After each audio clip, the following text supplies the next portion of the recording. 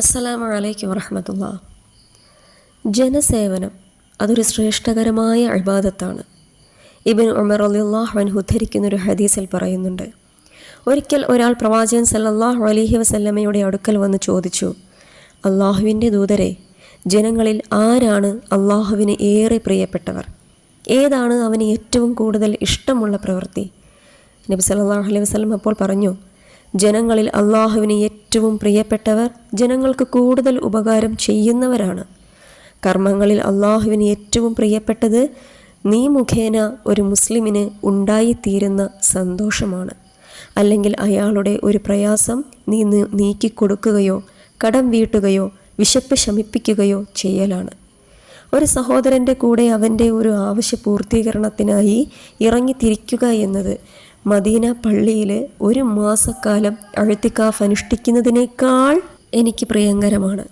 തുടർന്ന് വീണ്ടും പ്രവാചകൻ സല്ലല്ലാഹു അലൈഹി വസല്ലം പറയുകയാണ്, തൻ്റെ സഹോദരൻ്റെ ആവശ്യങ്ങൾക്കായി സഞ്ചരിക്കുകയും അത് നിറവേറ്റിക്കൊടുക്കുകയും ചെയ്തവൻ്റെ പാദങ്ങൾ, എല്ലാ പാദങ്ങളും വഴുതി വീഴുന്ന ഒരു നാളിൽ അള്ളാഹു ഉറപ്പിച്ച് നിർത്തുന്നതാണ് എന്ന് ആ ഹദീസിൽ തുടർന്ന് പറയുന്നുണ്ട്.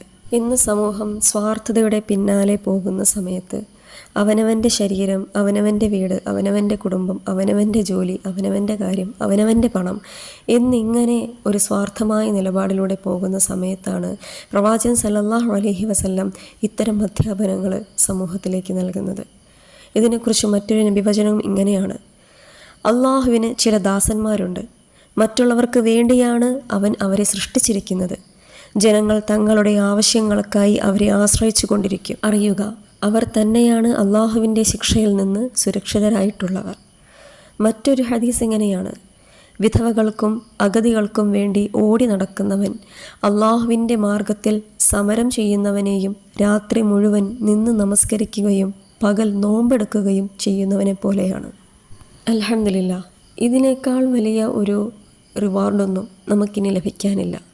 അള്ളാഹുവിൻ്റെ മാർഗത്തിൽ ധർമ്മസമരം ചെയ്യുന്നവരെ പോലെ, നോമ്പനുഷ്ഠിക്കുന്നത് പോലെ, രാത്രി മുഴുവൻ നിന്ന് നമസ്കരിക്കുന്നത് പോലെ ഇങ്ങനെയൊക്കെ ഒരു റിവാർഡ് നമ്മൾക്ക് കിട്ടുമ്പോൾ നമ്മൾക്ക് വളരെ എളുപ്പം ചെയ്യാൻ സാധിക്കുന്ന ഈ ജനസേവനത്തിന് അല്ലെങ്കിൽ നമ്മളുടെ ആവശ്യക്കാരെ എന്തിന് നമ്മൾ അവഗണിക്കണം? എന്തിന് നമുക്ക് മാറ്റി നിർത്തണം?